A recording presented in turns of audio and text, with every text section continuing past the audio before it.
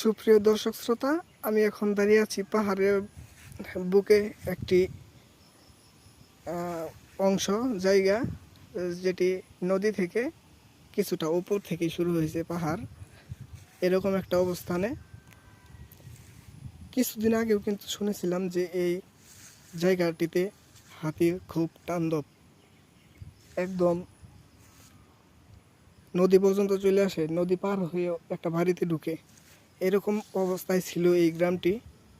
এই গ্রামে আমি অবস্থান করছি, আপনারা দেখতেছেন যে এখানেই তাদের আনাগোনা ছিল বেশি।